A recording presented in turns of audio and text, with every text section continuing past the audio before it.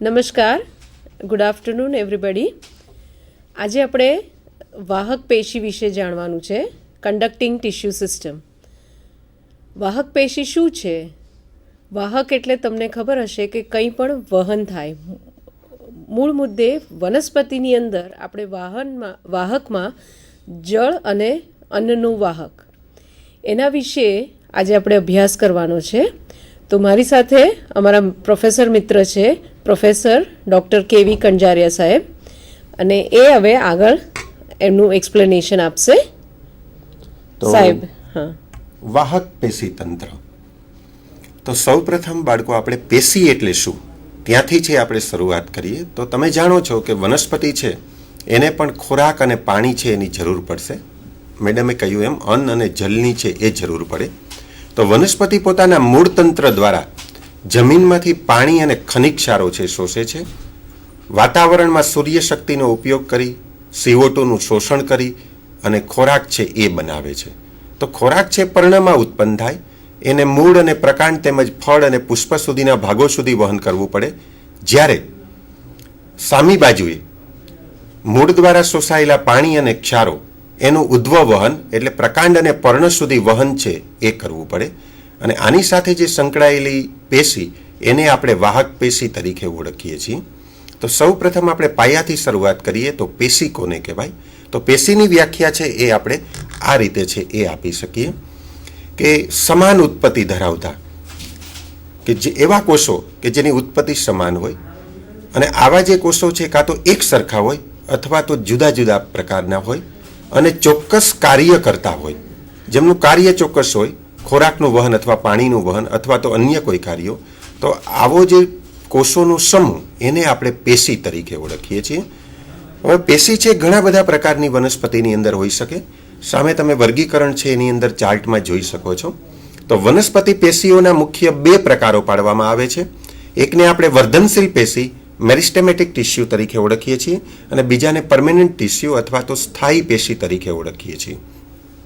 તો વર્ધનશીલ પેશીનો ગુણધર્મ એ છે કે એના કોષો છે એ વિભાજનશીલતાનો ગુણધર્મ ધરાવે, કોષ વિભાજનો પામે અને સતત છે એ વૃદ્ધિ કરે. સામી તરફ જે પરમેનન્ટ અથવા તો સ્થાયી પેશીઓ છે એ સ્થાયી પેશીઓ અવિભાજનશીલ હોય છે.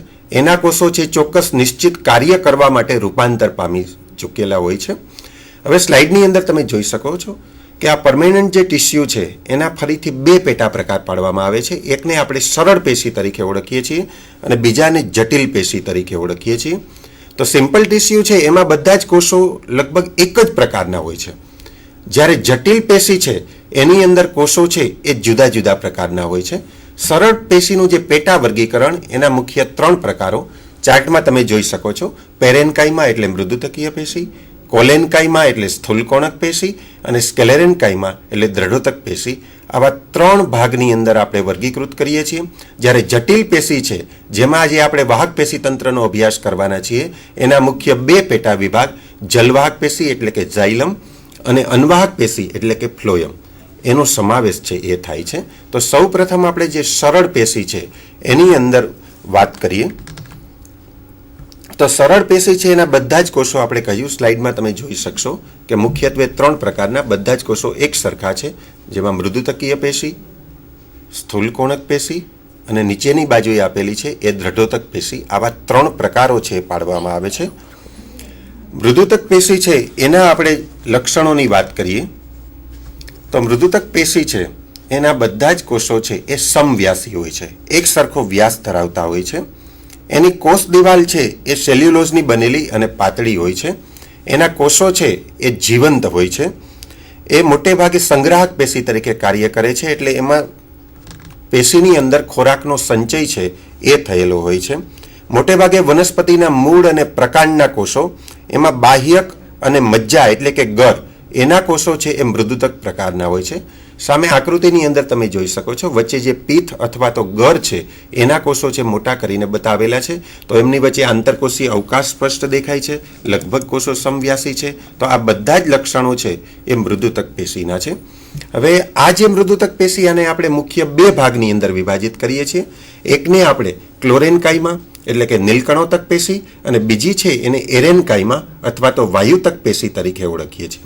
હવે મિત્રો, નીલકણોતક પેશી છે એની અંદર તમે જોઈ શકશો કે એમાં ઉપરની તરફ આવેલા જે કોષો છે, આ જે કોષો, તો એ કોષો છે એને લંબોતક પેશી તરીકે આપણે ઓળખીએ છીએ, અને નીચેની બાજુએ જે કોષો છે એને આપણે શિથિલોતક પેશી તરીકે ઓળખીએ છીએ. આ પેશીની લાક્ષણિકતા એ છે કે બધા જ કોષો નીલકણો છે ધરાવે છે અને પ્રકાશ સંશ્લેષણનું કાર્ય છે એ કરે છે. તો એ પણ એક મૃદુતકીય પેશીનો પ્રકાર છે, પરંતુ અહીંયા બે પ્રકારના કોષો, લંબોતક અને શિથિલોતક, જે તમે આકૃતિની અંદર છે એ જોઈ શકો છો. ત્યાર પછી બીજા પ્રકારની મૃદુતક પેશી, એને આપણે વાયુતક પેશી તરીકે ઓળખીએ છીએ. મુખ્યત્વે જલજ વનસ્પતિમાં જોવા મળે છે. કમળ, પોયણા, સિંગોડા અને વનસ્પતિના જે પર્ણો અને પ્રકાંડ એને તારકતા છે એ બક્ષે છે. હવે ત્યાર પછી બીજા નંબરની સરળ પેશી, જેને આપણે સ્થૂલ કોણક પેશી તરીકે ઓળખીએ છીએ. તો એના નામ પ્રમાણે સ્થૂલ કોણક, અહીંયા જે સ્થૂલન છે એ મોટે ભાગે ખૂણાના ભાગમાં થયેલું હોય, એ પણ જીવંત યાંત્રિક પેશી છે. એના કોષો પણ સમવ્યાસી અથવા તો લંબગોળ પ્રકારના હોય છે. હવે અહીંયા જે છે એ દિવાલ ઉપર વિવિધ પ્રકારે લિગ્નિન, સુબેરિન, પેક્ટિન આવા દ્રવ્યોનું સ્થૂલન થયેલું હોય. મોટે ભાગે વનસ્પતિના જે હવાઈ અંગો છે એની અંદર આ પેશી છે જોવા મળે, પરંતુ ક્યારેય મૂળ જેવા અંગો છે એમાં જોવા મળતી નથી. એટલા માટે એને આપણે જીવંત યાંત્રિક પેશી તરીકે ઓળખીએ છીએ. હવે સ્થૂલકોણક પેશીના બે પ્રકાર પડે છે. જો એમનું સ્થૂલન છે એ ફક્ત ખૂણાના ભાગમાં થયેલું હોય તો એને આપણે છે એ કોણીય સ્થૂલકોણક તરીકે ઓળખીએ છીએ. અને જો એની દિવાલ છે એ દિવાલની અંદર અનુપ્રસ્થ દિવાલોની અંદર સ્થૂલન થયેલું હોય તો એને લેમિલર કોલેનકાઇમા અથવા તો પટ્ટીય સ્થૂલકોણક છે એના તરીકે ઓળખીએ છીએ. તો આ પેશી છે એ જીવંત પેશી તરીકે તેમજ યાંત્રિક આધાર આપવાનું કાર્ય, એમ બંને કાર્યો છે એ કરે છે. ત્યાર પછી આગળ ઉપર સરળ પેશીની આપણે વાત કરીએ તો ત્રીજા નંબરની પેશી એને દ્રઢોતક પેશી તરીકે ઓળખીએ છીએ. દ્રઢોતક પેશી છે એનું મુખ્ય કાર્ય યાંત્રિક આધાર આપવાનું છે અને એના કોષો છે એ મૃત હોય છે. તો સામે આકૃતિમાં તમે જોઈ શકો છો, એક તરફ છે દ્રઢોતક તંતુઓ આપેલા છે અને બીજા છે એ સ્ટોન સેલ, યાને અહીંયા તમે જોઈ શકો છો સ્ટોન સેલ તરીકે આપણે એને ઓળખીએ છીએ. અષ્ટિકોષો તરીકે ગુજરાતીમાં નામ આપીશું. અને આ છે દ્રઢોતક પેશી છે. તો દ્રઢોતક પેશી છે એના કોષો છે એની કોષોના તંતુઓ એ લાંબા હોય છે. એના ઉપર લિગ્નિનનું સ્થૂલન જોવા મળે છે. એના જે છેડાઓ છે એ અણીદાર હોય છે. અહીંયા બાજુની આકૃતિમાં તમે જોઈ શકશો કે બહુકોણીય છે ઉપરની બાજુએ, નીચેની બાજુએ છેડા અણીદાર છે અને એ યાંત્રિક મજબૂતાઈ આપવાનું કામ કરે. જ્યારે સામેની બાજુએ કેટલીક વનસ્પતિ છે એમાં આવા અષ્ટિકોષો જોવા મળે. દાખલા તરીકે ચીકુ જેવા ફળ હોય તો એમાં જે તે ભાગ પૂરતી જે મજબૂતાઈ યાંત્રિક આપવાની હોય ત્યારે એની અંદર અષ્ટિકોષો છે એ આપણને જોવા મળે. તો અષ્ટિકોષો તમે આકૃતિમાં જોઈ શકો છો એમ અનિયમિત આકારના હોય છે અથવા તો લગભગ સમવ્યાસી કે ગોળાકાર પ્રકારના હોય છે અને જે તે ભાગ પૂરતી યાંત્રિક મજબૂતાઈ છે એ આપે છે. એની સામે જે દ્રઢોતક તંતુ છે એ સમગ્ર વનસ્પતિ છે એને આધાર આપવાનું કામ છે એ કરે છે. હવે આ જે કોષો છે એનો જીવરસ છે સંપૂર્ણપણે છે વપરાઈ ચૂક્યો હોય છે, એટલે કોષો છે નિર્જીવ હોય છે અને એની દિવાલ છે એની અંદર વિવિધ પ્રકારના જે સ્થૂલનો છે એ જોવા મળે. હવે ત્યાર પછી આપણે સ્થાયી પેશીની વાત કરીએ કે જેના કોષો છે એ ચોક્કસ કાર્યો કરવા માટે રૂપાંતર પામી ગયેલા હોય. તો એમાં આપણે બે પ્રકારના જલવાહક પેશી અને અનવાહક પેશી, જેને આપણે વાહક પેશી તરીકે છે એ ઓળખીશું. તો સામે આકૃતિની અંદર આ જે ભાગ બતાવેલા છે એ બધા વાહીપુલના ભાગ છે, જેમાં જલવાહક પેશી અને અનવાહક પેશીનો સમૂહ આવેલો હોય. ક્યારેક એમાં વર્ધનશીલ પેશી એધા પણ આવેલી હોય અને બાજુમાં એ ભાગ છે મોટો કરીને બતાવેલો છે. તો એમાં તમે આ તરફ છે એ જલવાહક પેશી અને અહીંયા છે એ અનવાહક પેશી જોઈ શકો છો. વચ્ચેની બાજુએ આ જે કોષો છે એ એધા નામની વર્ધનશીલ પેશી છે એના આવેલા છે. હવે જલવાહક પેશીની આપણે વાત કરીએ તો આપણે અગાઉ કહ્યું એમ એ જલ એટલે કે પાણી અને વિવિધ પ્રકારના ખનિજ ક્ષારો એનું વહન કરે છે. તો જલવાહક શબ્દ છે એ ગ્રીક શબ્દ ઝાયલોનમાંથી ઉતરી આવ્યો છે અને એનો અર્થ વુડ અથવા તો કાસ્ટ એવો થાય છે. એટલે આપણે એને કાષ્ટીય પેશી અથવા તો કાષ્ટ સાથે સંકળાયેલી પેશી તરીકે પણ ઓળખીએ છીએ. હવે જલવાહક પેશી છે એની અંદર મુખ્યત્વે 4 ઘટકો છે એ આવેલા છે, જે તમે અહીંયા આકૃતિમાં જોઈ શકો છો. એકને આપણે ટ્રેકાઇટ્સ અથવા તો જલવાહિનીકી, બીજાને આપણે વેસલ્સ અથવા ટ્રેકી અથવા જલવાહિની, ત્રીજો ઘટક છે એને જલવાહક મૃદુતક, અને ચોથો જે ઘટક છે એને જલવાહક દ્રઢોતક અથવા કાષ્ઠતંતુ તરીકે ઓળખીએ છીએ. તો આ ચારેય ઘટકો છે અહીંયા આકૃતિમાં તમે લોકો જોઈ શકો છો. હવે દરેક ઘટક વિશે આપણે જોઈએ તો જલવાહિનીકી અથવા એને બીજા શબ્દોમાં આપણે જલવાહક કોષ તરીકે પણ ઓળખીએ છીએ. તો આ જે જલવાહક કોષ છે એ નીચલી કક્ષાની વનસ્પતિઓ, ખાસ કરીને ત્રિઅંગી વનસ્પતિ, દાખલા તરીકે હંસરાજ, અનાવૃત બિદ્ધારી, સાયકસ, એફેડરા નિટમ, દ્વિદળી વનસ્પતિની દ્વિતીયક જલવાહક પેશીઓ તથા આદ્ય સપુષ્પ વનસ્પતિઓ છે એમાં જોવા મળે છે. તો આ જે જલવાહક કોષો છે એ પ્રમાણમાં ઘણા બધા છે, એ લાંબા હોય છે. એની દિવાલ છે એની અંદર પણ વિવિધ પ્રકારે સ્થૂલન છે એ જોવા મળે છે. એના કોષો પણ મૃત હોય છે, અને આ સ્થૂલન છે એમાં 2 પ્રકારની જલવાહક કોષ જોવા મળે. કેટલાક છે મોટો વ્યાસ ધરાવે, તો એને આપણે છે એ અનુદારુ તરીકે ઓળખીએ છીએ, અને કેટલાક છે નાના વ્યાસવાળી હોય છે, જેને આપણે આદિદારુ તરીકે ઓળખીએ છીએ. હવે આ જલવાહક કોષ એની લંબાઈ મોટે ભાગે 5 થી 6 મિલીમીટર જેટલી હોય છે. અહીંયા વિવિધ પ્રકારના સ્થૂલનો છે એ તમને બતાવેલા છે. તો પહેલું જે સ્થૂલન છે એને આપણે વલયાકાર અથવા એન્યુલર સ્થૂલન તરીકે ઓળખીએ છીએ. ત્યાર પછી બીજા નંબરે એને આપણે કુંતલાકાર સ્થૂલન તરીકે ઓળખીએ છીએ. આ બંને પ્રકારના સ્થૂલન નાના વ્યાસવાળી જલવાહિની એટલે કે આદિદારુ એમાં જોવા મળે છે. ત્રીજા નંબરે જે છે એને આપણે સ્કેલેરીફોર્મ અથવા તો સોપાનાકાર સ્થૂલન છે એના તરીકે ઓળખીએ છીએ. ત્યાર પછી ચોથા નંબરે રેટિક્યુલર એટલે કે જાલાકાર, ત્યાર પછી ગર્તાકાર, અને સૌથી છેલ્લે પરિવેશિત ગર્તાકાર. તો આ પ્રકારે વિવિધ પ્રકારના લિગ્નિનના સ્થૂલન જોવા મળે છે, અને આ સ્થૂલન છે એનો જીવરસ છે ત્યારે મૃત બની જાય, વપરાઈ જાય, અને એમાંથી આ સ્થૂલનો છે એ ઉદ્ભવે. હવે બીજા નંબરનો જલવાહક પેશીનો ઘટક એને આપણે વેસલ્સ અથવા ટ્રેકિયા એટલે કે જલવાહિની તરીકે ઓળખીએ છીએ. તો એક નલિકાકાર અથવા ટ્યુબ જેવી છે એ રચના બનાવે છે. એનો ઉદ્ભવ છે એ એવું માનવામાં આવે કે જલવાહિનીકી છે એમાંથી જ થયેલો છે. જલવાહિનીકીના ઘટકો છે એ એક ઉપર બીજું એવી રીતે ગોઠવાય, અને વચ્ચેની જે અનુપ્રસ્થ દિવાલ છે એ સંપૂર્ણપણે અથવા આંશિક રીતે ઓગળી જાય અને સળંગ જે માર્ગ બનાવે એને આપણે છે નલિકાકાર માર્ગને જલવાહિની તરીકે ઓળખીએ છીએ. હવે જલવાહિનીના કોષો પણ મૃત હોય છે. એમાં મોટા ભાગનો જે જીવરસ છે એ બધો વપરાઈ ગયો હોય છે. એની દિવાલ પર ઉપર પણ આપણે અગાઉ જોયું એમ વિવિધ પ્રકારના સ્થૂલનો છે એ આવેલા હોય છે. તો અહીંયા જે જલવાહિની છે એ લાંબી નલિકા જેવી અને બહુકોષીય રચના છે એ બનાવે છે. હવે જલવાહિનીકી કરતાં જલવાહિનીના એકમો છે એ ટૂંકા હોય છે. એની લંબાઈ છે 0.75 મિલીમીટરથી 3.5 મિલીમીટર જેટલી હોય છે. એમની વચ્ચેની જે અનુપ્રસ્થ દિવાલો છે એમાં જો એક જ મોટું છિદ્ર હોય તો એને આપણે સાદા છિદ્ર તરીકે ઓળખીએ છીએ, અને જો વધુ નાના છિદ્રો હોય તો એને બહુ છિદ્રિષ્ઠ તરીકે ઓળખીએ છીએ. તો એક સાદું અને મોટું છિદ્ર હોય એને આપણે સૌથી વધુ ઉત્ક્રાંતિ પામેલી સ્થિતિ ગણવામાં આવે છે, અને ઘણા બધા છિદ્રો હોય તો એને આદિ પ્રકારની જલવાહિની છે એ ગણવામાં આવે છે. હવે 2 જે જલવાહક એકમો છે એમની વચ્ચે ત્રાંસી દિવાલ હોય તો એ આદિપણાનું સૂચક છે, પરંતુ 2 એકમો વચ્ચે અનુપ્રસ્થ દિવાલ હોય તો એને વધુ ઉત્ક્રાંતિ પામેલી છે એ ગણવામાં આવે છે. એનું કોષકોટર છે પ્રમાણમાં મોટું હોય છે.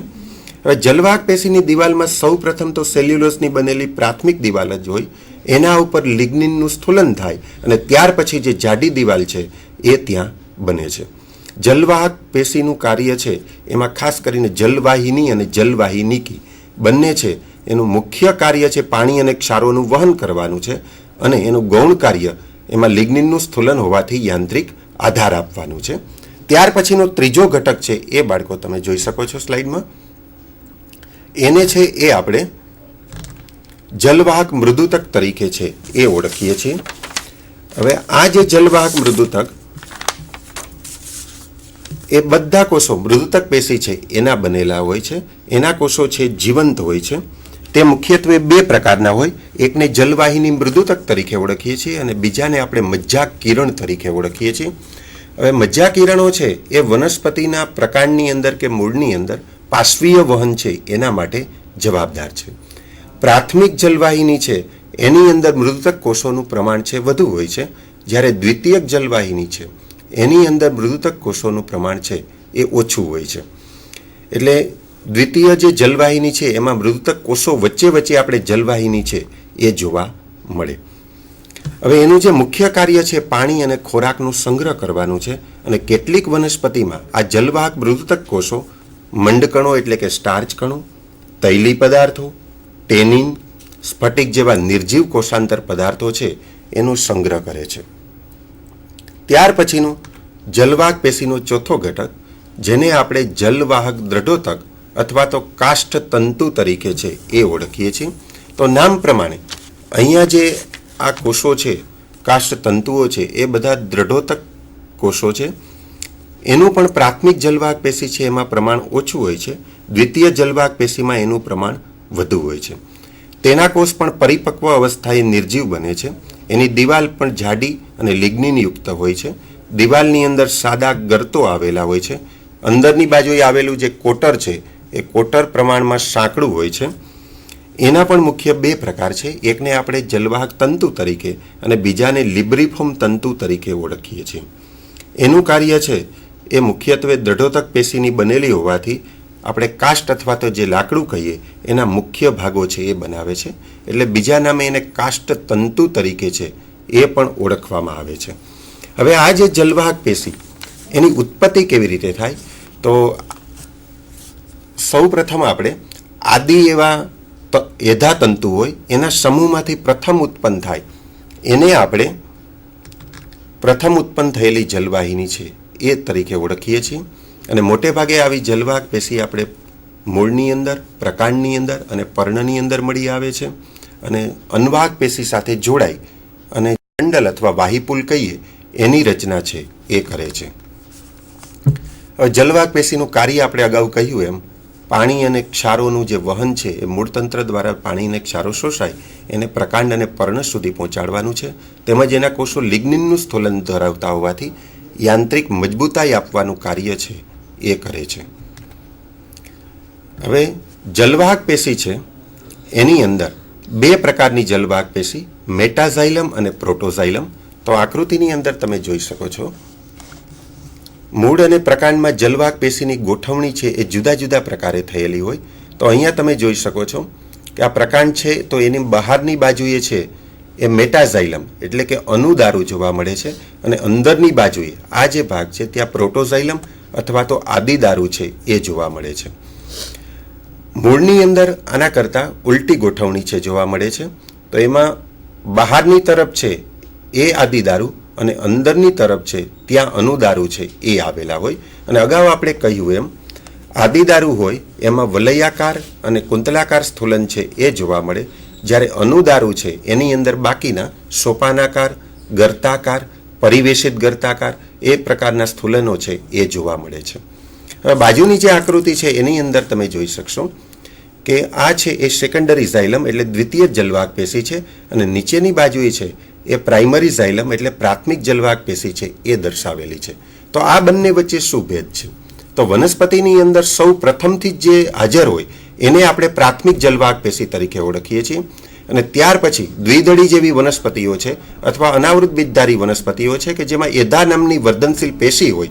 આ એધાના કોષો છે વિભાજન પામે, અને વિભાજન પામીને જે જલવાહક પેશી ઉત્પન્ન કરે એને આપણે દ્વિતીય જલવાહક પેશી તરીકે ઓળખીએ છીએ. તો આવી રીતે મુખ્ય પ્રકાર એના બે સ્લાઇડમાં તમે જોઈ શકો છો એમ પ્રાથમિક જલવાહક પેશી અને દ્વિતીયક જલવાહક પેશી એવા પ્રકારો છે એ પાડવામાં આવે છે.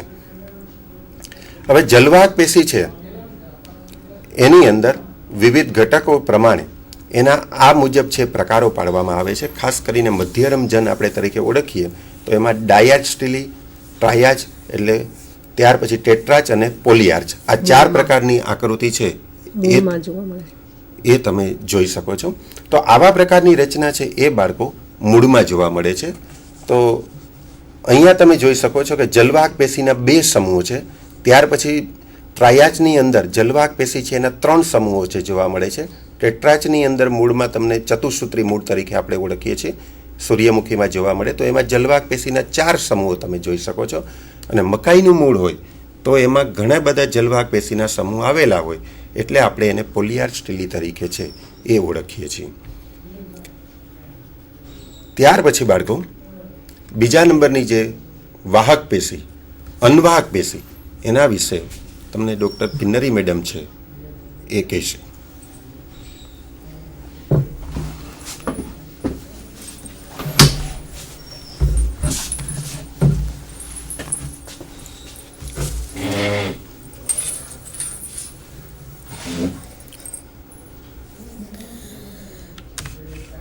ડિયર સ્ટુડન્ટ્સ, તમને સરેસ બહુ સુંદર રીતે સમજાવ્યું જલવાહક પેશી વિશે, જે પાણીનું વહન કરે છે અને સાથે સાથે ક્ષારનું પણ વહન કરે છે. હવે આપણે અન્નવાહક પેશી, જે સાહેબે જણાવ્યું એ પ્રમાણે પર્ણ છે એનું મુખ્ય કાર્ય છે ખોરાક બનાવવાનું કાર્ય છે, અને એ ખોરાક બન્યા પછી એ આખા વનસ્પતિમાં એનો વહન થાય છે. એ વહન કઈ પેશી કરે છે? તો એ પેશીનું નામ છે અન્નવાહક પેશી. હવે અન્નવાહક પેશી એ આપણે સ્લાઇડમાં જોઈએ તો એના વર્ડ ફ્લોએમ, જે ગ્રીક શબ્દ છે એના ઉપરથી આવેલો છે, અને મૂળ શબ્દ છે ફ્લોઝ અથવા તો બાર્ક, અને એના ઉપરથી નામ પડ્યું છે ફ્લોએમ. હવે ફ્લોએમમાં જેમ જલવાહકના ઘટકો હતા એવી રીતે અન્નવાહકના પણ ઘટકો છે. તો એ અન્નવાહકના ઘટકો છે જેને આપણે ચાલનીની નલિકા, સાથી કોષો, અન્નવાહક મૃદુતક પેશી અને અન્નવાહક દ્રઢોતક પેશી. એટલે the phloem word means the word comes from the Greek word phlos or bark, and it is called as phloem. The elements of phloems are sieve tubes, companion cell, phloem parenchyma and phloem tubes. Basically the sieve tube, they are called as sieve elements, that we'll see later. Right? So આ એનું picture છે, આપણે diagram છે. અહીંયા તમે જોઈ શકો છો કે આ જે છે આખું એને sieve element કહેવાય. જે વચ્ચેનું જે છે એને sieve element કહેવાય છે, ચાલની નલિકા. એની અંદર આ વચ્ચે 2 કોષોને વિભાજન કરતી એક પટ્ટી દેખાય છે, જેને ચાલની પટ્ટિકા તરીકે કહેવામાં આવે છે, sieve plate. This is called as sieve tube, sieve નલિકા. અને એની બાજુમાં આની અંદર માત્ર કોષરસ આવેલો હોય છે, જ્યારે બાજુના કોષો છે જેને સાથી કોષો તરીકે ઓળખવામાં આવે છે, અને એની અંદર માત્ર કોષ કેન્દ્ર જોવા મળે છે, કોષ રસ જોવા મળતો નથી.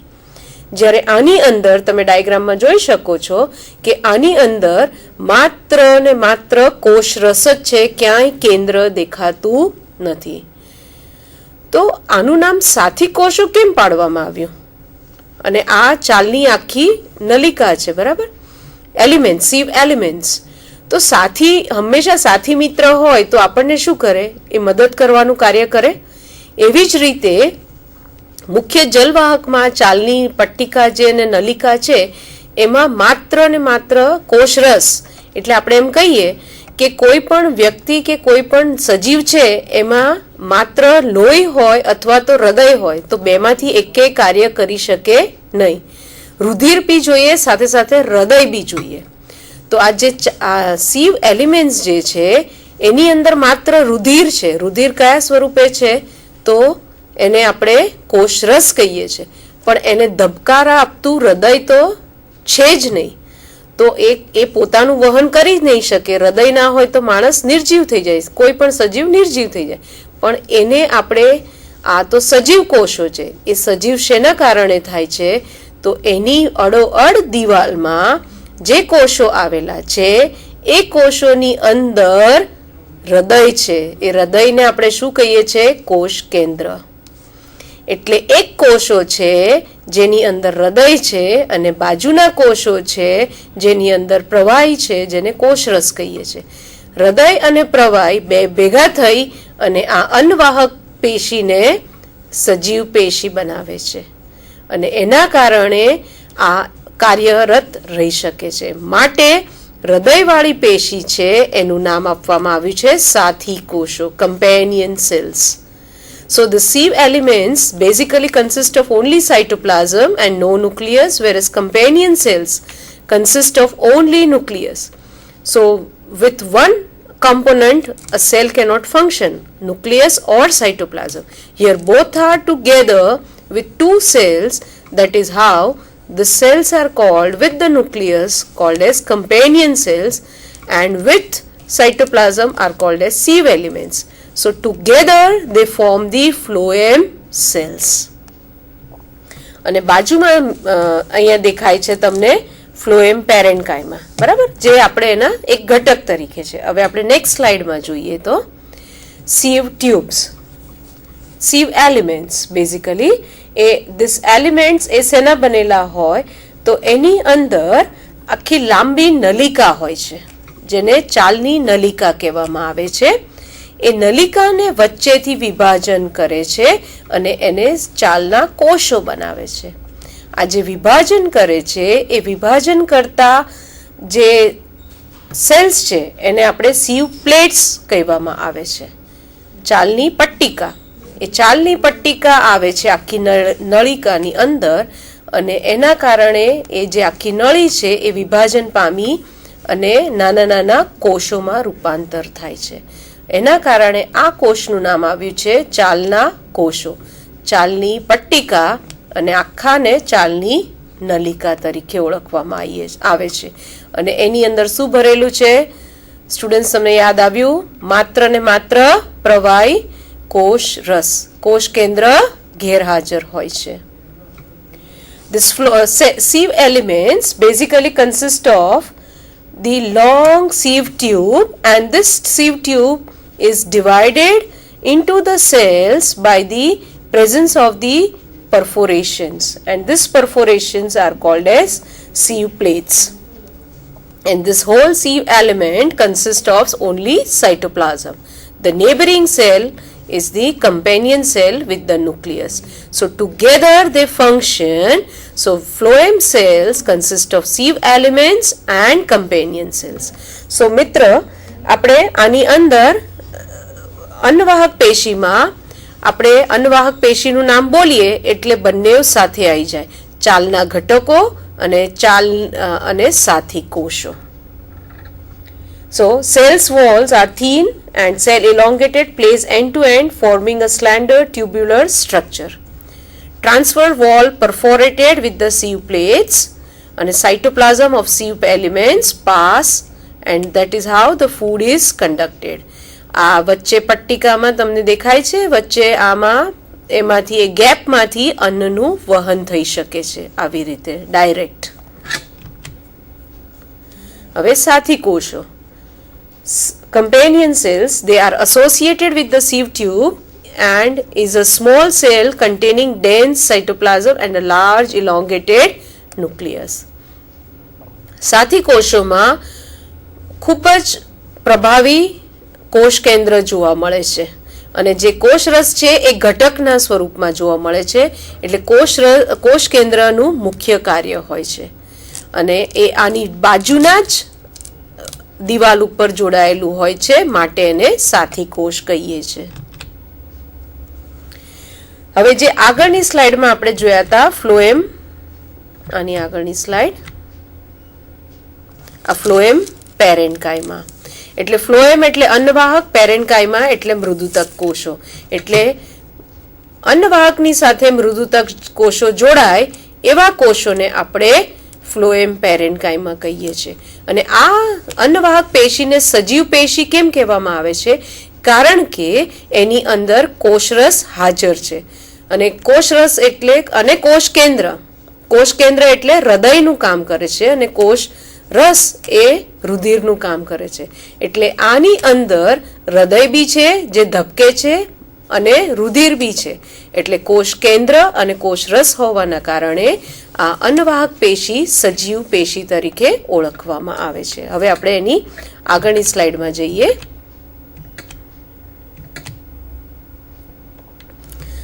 ફ્લોએમ પેરેન્કાઇમા. આપણે પહેલાં જ કહું, અન્નવાહકની સાથે મૃદુતક કોષો જોડાય છે, માટે એને આપણે અન્નવાહક મૃદુતક કોષ પેશી કહીએ છીએ, અધરવાઇઝ કોષો કહીએ છીએ. આ કોષો પણ લિવિંગ ટિશ્યુઝ છે, સજીવ કોષો છે, અને એ સામાન્ય રીતે દ્વિદળીમાં જોવા મળે છે અને એકદળી વનસ્પતિ પ્રકાંડમાં એ ગેરહાજર જોવા મળે છે. Phloem parenchymas, they are the parenchymatous cells અને they are living. They are found in dicot stems and absent in monocot stem. હવે ફ્લોએમ ફાઇબર્સ એટલે સાહેબે આગળ જેમ કહ્યું તો એ ઘટકો શેના બનેલા હોય છે? તો દ્રઢોતક પેશીના. એટલે ફ્લોએમ ફાઇબર્સ અધરવાઇઝ અન્નવાહક દ્રઢોતક પેશી, એનો મતલબ થાય છે કે અન્નવાહકની સાથે દ્રઢોતકના કોષો જોડાઈ જાય છે. એટલે અન્નવાહક કોષો આપણે કેવા કયા? સજીવ કોષો કયા? કેમ? કારણ કે એમાં કોષ કેન્દ્ર અને કોષરસ બેવ હાજર છે. જ્યારે સાહેબે સમજાવ્યું કે દ્રઢોતક પેશી એ મૃત પેશી છે, એની અંદર કોષરસ ગેરહાજર છે અને કોષ કેન્દ્ર, કારણ કે લિગ્નિનનું સ્થૂલન થયેલું હોય છે. હવે આ કોષો એની સાથે જોડાય છે અન્નવાહકની જોડે, માટે આ કોષો નિર્જીવ કોષો થઈ જાય છે. These phloem fibers, they become dead cells because of the association of these sclerenchymatous cells. And sclerenchyma cells, as Sir has described, they are the dead mechanical tissues. હવે નેક્સ્ટ સ્લાઇડમાં જોઈએ તો એનું અકરન્સ. આ ક્યાં જોવા મળે આપણને? અન્નવાહક પેશી. દરેકને ખોરાકની જરૂર છે. વનસ્પતિનો કોઈ પણ ભાગ હોય એનું ખોરાક તો જરૂર જ છે, એટલે આ વનસ્પતિના એકોએક અંગમાં હાજર જોવા મળે છે, જેમ કે મૂળ, પ્રકાંડ અને પર્ણમાં. They occur together with xylem to form a vascular bundle. Phloem tissues, they are found food is required by all the parts of the plant, so the phloem cells and the xylem cells are present in entire plant body, that is in the root, stem and leaves. They join with xylem and they form the vascular bundle. So this conducting tissues, xylem and phloem, together they unite and form a conducting bundle which is called as vascular bundle. આ જલવાહક અને અન્નવાહક પેશીઓ બંને સાથે જોડાઈ અને એક bundle કે વાહીપુલનું રચના બનાવે છે, જેને આપણે વાહીપુલ તરીકે ઓળખવામાં આવે છે. એનું કાર્ય, જે પણ ખોરાકનું નિર્માણ થયું છે, ખોરાકનું ફેક્ટરી કોણ છે? એનું કિચન કોણ છે વનસ્પતિમાં? તો એના પર્ણ એનું કિચન છે. એટલે જ્યાં ખોરાક બને છે પર્ણમાંથી ફોટોસિન્થેસિસ પ્રક્રિયા દ્વારા, પ્રકાશ સંશ્લેષણ દ્વારા, અને ત્યારબાદ વનસ્પતિના એક અંગમાં પહોંચાડવાનું કાર્ય ફ્લોએમનું છે કે અન્નવાહક પેશીનું છે. અને બાકી જે ખોરાક બની ગયો અને વહન નથી કરતો, તો એ ખોરાકનો સંગ્રહ પણ થાય છે મૃદુતક પેશીમાં. So the function of the phloem is to conduct prepared food from the leaves to the growing parts of the plants and store in the organs. We'll just see the slide. Phloem and xylem. The difference between phloem and xylem. Xylem અને phloem એટલે જલવાહક અને અન્નવાહકનો તફાવત શું છે? Otherwise કે એના ઘટકો શું છે? સાહેબે અને મેં બંનેએ સમજાયું, પણ હવે આપણે એક સાથે એને આપણે અભ્યાસ કરી લઈએ. તો અકરેન્સ તમને અન્નવાહક ક્યાં જોવા મળે? એનું પહેલાં તો રચના. એની રચના શું છે? તો અન્નવાહક એક ટ્યુબ સ્વરૂપે જોવા મળે છે અને એક સોફ્ટ પેશીઓ છે. જ્યારે જલવાહક છે એ પણ ટ્યુબ સ્વરૂપે, નલિકા સ્વરૂપે, પણ એમાં લિગ્નિનનું સ્થૂલન હોવાના કારણે એમાં જાડી દિવાલ ધરાવે છે. The phloem cells, they are thin-walled cells and soft tissues in the form of tubes. Whereas the xylem cells, they are also tubular, but because of the thickening, they are thick-walled cells, or they are the hard tissues. બીજું occurrence ક્યાં જોવા મળે છે?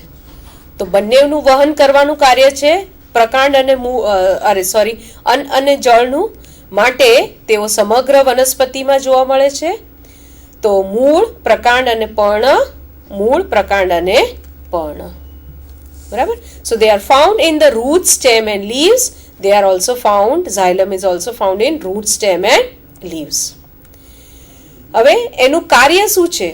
મુખ્ય કાર્ય અન્નવાહક પેશીનું નામ પર પ્રમાણે જ ગુણ છે એનું કાર્ય છે અન્નનું વહન કરવાનું, જલવાહક પેશીનું પાણીનું વહન કરવાનું કાર્ય છે. સાથે સાથે બીજું કયું એનું કાર્ય છે? તો અન્નવાહક પેશી એ ઝાયલમ સાથે, જલવાહક સાથે જોડાઈ અને એ વાહિપુલનું રચના કરે છે. એટલે the phloem unites with xylem and forms the vascular bundle. Whereas the function of the xylem is also the same, it unites with phloem and forms the vascular bundle, but it has got one additional function. Because of the hard cell walls, they are thickened by lignin, and as a result, they, along with the conduction of water, they are providing mechanical strength. એટલે જલવાહકનું એક additional કાર્ય છે. શું છે? તો પાણી અને ક્ષારોનું વહન તો કરે જ છે, પણ એની અંદર શું જોવા મળે છે? લિગ્નિનનું સ્થૂલન, જેના કારણે એની દિવાલ જાડી છે. એટલે વધારાનું કાર્ય કરે છે કે એને યાંત્રિક મજબૂતાઈ આપવાનું કાર્ય કરે છે. પાણી ક્ષારનું વહન તો ખરું જ, એ એનું મૂળભૂત કાર્ય છે, સાથે સાથે યાંત્રિક મજબૂતાઈ આપવાનું કાર્ય પણ કરે છે. એના ઘટકો, અન્નવાહકના ઘટકો કયા છે? તો ચાલના ઘટકો, જેની અંદર ચાલની નલિકા, ચાલની પટ્ટિકા આવે છે, ચાલના કોષો આવે છે. સાથે સાથે સાથી કોષો, પછી અન્નવાહક મૃદુતક પેશી, બાસ્ટ ફાઇબર્સ એટલે જેની સાથે દ્રઢોતક પેશી જોડાયેલી છે તે, અને ઇન્ટરમીડિયેટરી સેલ્સ જોવા મળે છે. The phloem cells consist of sieve elements which are composed of sieve tubes, sieve plates and sieve cells. Companion cells with phloem parenchyma and phloem sclerenchyma, what we call it as bast fibers and intermediary cells. જ્યારે ઝાયલમના કોષો છે, એ ઝાયલમના કોષોના ઘટકો કયા છે? તો એમાં એને ટ્રેકાઇડ્સ, ટ્રેકિયા, જલવાહિનીકી અને જલવાહિની, સાથે સાથે જલવાહક મૃદુતક પેશી અને જલવાહક દ્રઢોતક પેશી. Xylem consists of tracheids, trachea, xylem parenchyma and xylem sclerenchyma. Nature of tissue, એ પેશી કયા પ્રકારે છે? જીવંત કે મૃત પેશી? તો અન્નવાહક આપણે પહેલા ડિસ્ક્રાઇબ કર્યું એમાં કોષ કેન્દ્ર અને કોષરસ હોવાના કારણે આ સજીવ પેશી છે. જ્યારે ઝાયલમની અંદર એટલે કે જલવાહકની અંદર એનું શેનું થિકનિંગ છે? યાદ આવ્યું મિત્ર કે એમાં લિગ્નિનનું સ્થૂલન થવાના કારણે કોષ કેન્દ્ર જોવા મળતો નથી, માટે એને આપણે non living tissue, otherwise dead tissue તરીકે પણ ઓળખીએ છીએ. એનું મૂવમેન્ટ, એનું અન્નનું વાહન, એ વહન કરવાનું એની ગતિ કેવી છે? તો ઇટ ઇઝ બાય ડાયરેક્શનલ, એટલે ઉપર પણ વહન કરી શકે છે અને નીચે પણ વહન કરી શકે છે. જ્યારે જલવાહક પેશીઓ છે એ યુનિડાયરેક્શનલ વહન કરે, એટલે only in one direction they can pass the water. તમે આવું કંઈક ભણ્યા છો ફિઝિયોલોજીમાં? યાદ આવે છે કંઈક? એસેન્ટ ઓફ સેપ, પાણીનું વહન કરે મૂળમાંથી પ્રકાંડ, પ્રકાંડમાંથી પર્ણ. એનું વહન હંમેશા એક જ તરફી હોય. જેમ કે આપણે આપણું બિલ્ડિંગ હોય, રહેતા હોઈએ, તો નળમાં પાણી આવે છે, એ કેવી ડાયરેક્શનમાં હોય? ઉપર બી પાણી જાય, નીચે બી આવે, તો ટાંકી હંમેશા ખાલી ને ખાલી જ રહે, રાઈટ? એટલે હંમેશા it is on one direction flow of water. જે બી તરફ હોય એ એક જ તરફ, જો ઉપર તરફ જાય તો ઉપર, નીચે હોય તો નીચે, જો બે બાજુ હોય તો ક્યાંયનું ના રહે. એવી જ રીતે વનસ્પતિમાં પણ છે, એટલે ઇટ ઇઝ યુનિડાયરેક્શનલ વે.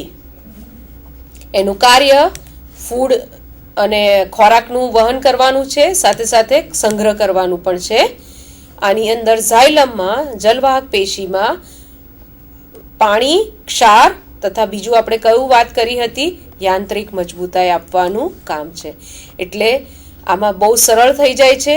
આ ચાર્ટ તમે જો યાદ રાખો મિત્ર, અને જો મારી સાથે તમે લખી લીધો હોય, નોંધી લીધું હોય તમારી નોટબુકમાં, તો આટલું યાદ રાખો તો જલવાહક અને અનવાહક પેશી વિશેનો તમારો કોન્સેપ્ટ ક્લિયર થઈ જાય.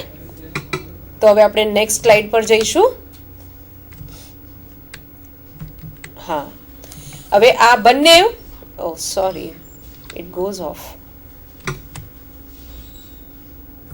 બરાબર છે. હા, વાહી પુલ. આપણે વાત કરી કે જલવાહક અને અનવાહક જોડાઈ અને શું બનાવે છે, તો વાહી પુલ. જેમ સાહેબે સમજાવ્યું હતું, ડાયાર્ચ, ટેટ્રાર્ચ, પોલીઆર્ચ એ મૂળમાં જોવા મળે, તો મૂળની અંદર વાહી પુલનું નિર્માણ થતું નથી. પણ જલવાહક અને અનવાહક એ એકબીજાને એકાંતરે આવેલા હોય છે. માટે આની અંદર જે ગોઠવણ છે મૂળની અંદર, એને આપણે એકાંતરિત, પછી અરીય, એને એવું કહેવામાં આવે છે. અને એની જલવાહક અને અનવાહકની સંખ્યા પ્રમાણે, જેમ તમે પેલામાં જોયું, ડાયાર્ચ એટલે દ્વિસૂત્રી, ટ્રાયાર્ચ એટલે ત્રિસૂત્રી, ટેટ્રાર્ચ એટલે ચતુસૂત્રી, એવી રીતે આની ગોઠવણ પ્રમાણે એનું નામકરણ થાય. એટલે મૂળની અંદર આ લાલ રંગ તમને અહીંયા બતાવ્યું છે એ બધા જલવાહક પેશી, બ્લુ કલર છે એ બધી અનવાહક પેશી. એટલે અહીંયા એકાંતરિત અને અરીય ગોઠવણ જોવા મળે છે, અને એની સંખ્યાના આધારે દ્વિ, ત્રિ, ચતુ અથવા તો બહુસૂત્રી કહેવામાં આવે છે. જ્યારે પ્રકાંડની અંદર વાહી પુલોની ગોઠવણ અનવાહક અને જલવાહકની સાથે જોડાણથી થાય છે. આ બંને જોડાયેલા દેખાય છે, અનવાહક ઉપરની તરફ, જલવાહક નીચેની તરફ. તમને સાહેબે સ્લાઇડમાં બતાવ્યું હતું આગળ. તો અનવાહક ઉપર તરફ છે, જલવાહક નીચે, બંને સાથે છે. એના માટે આ ગોઠવણને આપણે વાહી પુલ કહીએ છીએ, અને એને કોન્જોઇન્ટ કહેવામાં આવે છે, એને સહસ્થ વાહી પુલ કહેવામાં આવે છે. અને આ બંનેનું જોડાણ સાથે છે માટે સહસ્થ, અને એક બાજુ છે એટલે એક પાર્શ્વસ્થ કહેવામાં આવે છે. જ્યારે પેલું આ એમાં તમને જલવાહક કેન્દ્રમાં અને આજુબાજુ અનવાહક, એવી જ રીતે અહીંયા અનવાહક કેન્દ્રમાં અને આજુબાજુ જલવાહક. તો આવાને સમકેન્દ્રિત કહેવામાં આવે છે, વાહી પુલોને સમકેન્દ્રિત કહેવામાં આવે છે. જ્યારે બીજામાં હવે આપણે જોઈએ તો અહીંયા પીળી પટ્ટી દેખાય છે આમાં, તો જલવાહક અને અનવાહકનું વિભાજન વચ્ચે એધા નામની પેશીથી થાય છે. એના કારણે આવા જલવાહકને આપણે ઓપન પ્રકારના કહેવામાં આવે છે, વર્ધમાન પ્રકારના વાહી પુલો કહેવામાં આવે છે, જેની અંદર જલવાહક અને અનવાહક આવી રીતે એકબીજાથી છૂટા પડેલા જોવા મળે છે. હવે જો એક જ વર્ધમાન પેશી એક હોય, દેટ ઇઝ કેમ્બિયમ એક જ હોય, તો એને કોલેટરલ વેસ્ક્યુલર બંડલ કહેવામાં આવે છે. જ્યારે સપોઝ જલવાહક એક છે અને અનવાહક ઉપર અને નીચે તરફ છે, બંને કોનાથી વિભાજિત થાય છે, તો એધાની પેશીઓથી. તો આ પ્રકારના વાહી પુલોને બાયકોલેટરલ કહેવામાં આવે છે. એટલે vascular bundles basically are of two types. One are the conjoint type and one are the concentric type.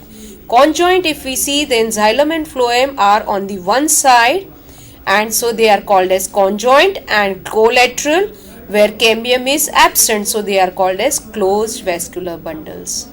If cambium is present, then this conjoint vascular bundles are called as open type of vascular bundles. And if the cambium cells are found on the two sides of the phloem, then they are called as bicollateral. So between two phloem there is the xylem cells divided by cambium cells. And the concentric, meaning in the center either phloem or xylem is found in the form of core. So here amphicribal. Here the xylem is in the center surrounded by phloem. So they are also called as hydrocentric. And here the phloem is in the center surrounded by the xylem. So they are called as amphivessel type of vascular bundle, which are found in Dracaena stem. Next slide. Stele, madhyaram. મધ્યરમ એમાં આવી રીતે સ્ટીલીમાં ગોઠવાયેલું હોય છે, વચ્ચે મજ્જા છે, આજુબાજુ જલવાહક અને એની આજુબાજુ અન્નવાહક. રાઈટ. હવે સ્ટીલીના પ્રકાર જોઈએ તો સ્ટીલી એને એકદમ પ્રિમિટિવ ટાઈપની એને પ્રોટોસ્ટીલી કહીએ. આદિ સ્ટીલી ગુજરાતી નામ સાહેબ સોરી આદિ મધ્યરમ. હા, આદિ મધ્યરમ કહેવાય. જેમાં એક one is of the haplostely, actinostely and plectostely. Haplostely meaning core of xylem surrounded by phloem. Here the xylem is in the star form, which is called as actinostele, and here xylem is in the form of plate, so which is called as plaktostele. અહીંયા જલવાહક માત્ર એક core નળાકાર છે, એના માટે આને હેપ્લોસ્ટીલી કહેવાય છે અને એક જ સંખ્યામાં છે. જલવાહક તારા આકારે છે એટલે એને એક્ટિનોસ્ટીલી, અને અહીંયા જલવાહક પ્લેટ સ્વરૂપે છે, પટ્ટી સ્વરૂપે, એટલે એને પ્લેક્ટોસ્ટીલી કહે છે. હવે સાયફેનોસ્ટીલી એટલે જેની અંદર મધ્યરંભ આવેલું હોય છે એને સાયફેનોસ્ટીલી કહેવામાં આવે છે. સુશીર મધ્યરમ. સુશીર મધ્યરમ સ્ટીલી કહેવામાં આવે છે. એમાં મધ્યરમ વચ્ચે પછી જલવાહક અને પછી અન્નવાહક.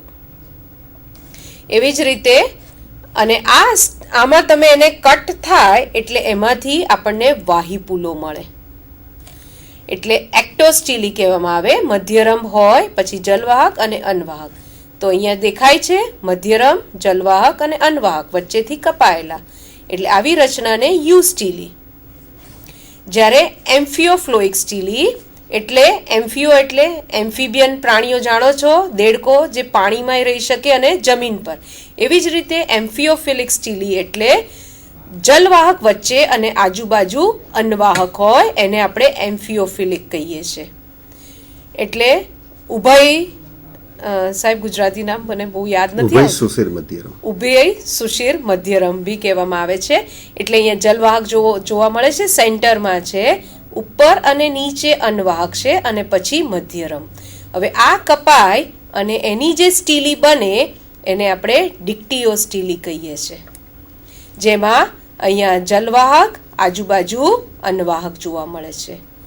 અને અહીંયા એટેક્ટોસ્ટીલી જેમાં મધ્યરંભ છે જ નહીં અને વેર વિખરાયેલી સ્ટીલી જોવા મળે છે, વાહીપુલો વિખરાયેલા સ્વરૂપે જોવા મળે, એને એટેક્ટોસ્ટીલી કહેવામાં આવે છે. વાહીપુલો જેમાં મધ્યરંભ છે અને જલવાહક એક તરફ, એને આપણે યુસ્ટીલી કહીએ. ડિક્ટિયોસ્ટીલી એટલે મધ્યરંભ છે અને જલવાહકની આજુબાજુમાં અન્નવાહક છે, એને ડિક્ટિયોસ્ટીલી. The Siphonostele meaning the stele with the pith and surrounded by xylem and phloem are called as Siphonostele. The core of xylem surrounded by phloem and with the in the center is the pith or medulla, and which is cutting and forming the vascular bundle. Such steles are called as eusteles.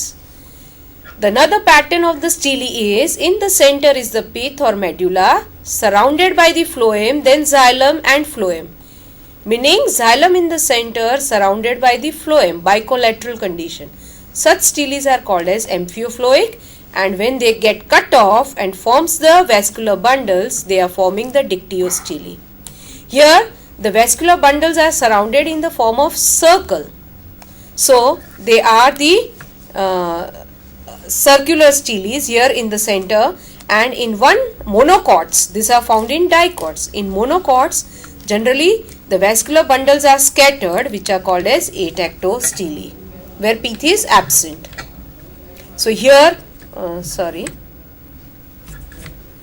so here in the monocot, this is the dicot stem, where can you see the phloem and xylem, and they all are surrounded, vascular bundles are surrounded in circle, right?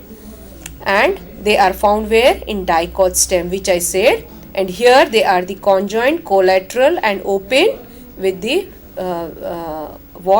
cambium cells in the center. The atectostele meaning here the vascular bundles are found in the scattered condition and they are found in what? In the monocot stem, right? આપણે આગળ જે વાત કરી તો દ્વિદળી પ્રકારની અંદર વાહિપુલો આવી રીતે એક ત્રિજ્યામાં ગોઠવાયેલા છે, એક પરિઘ તરફ એક સર્કલમાં ગોઠવાયેલા છે. આપણે ત્યાં જોયું હતું યુસ્ટીલી અને ડિક્ટિયોસ્ટીલીમાં. એટલે આ પ્રમાણે વાહિપુલોની ગોઠવણ થાય. બેઝિકલી વાહિપુલો શેના બનેલા છે? તો વાહક પેશી, જલવાહક અને અનવાહક પેશી. એટલે જલવાહક અને અનવાહક પેશી ભલે અલગ અલગ છે પણ એ એક સાથે કાર્યરત થાય છે અને એક સમૂહમાં, જેને આપણે વાહિપુલ કહીએ છીએ. એટલે દ્વિદળી વનસ્પતિમાં આ બધી વાહક પેશીઓ વાહિપુલ સ્વરૂપે એક સર્કલમાં ગોઠવાયેલી જોવા મળે છે.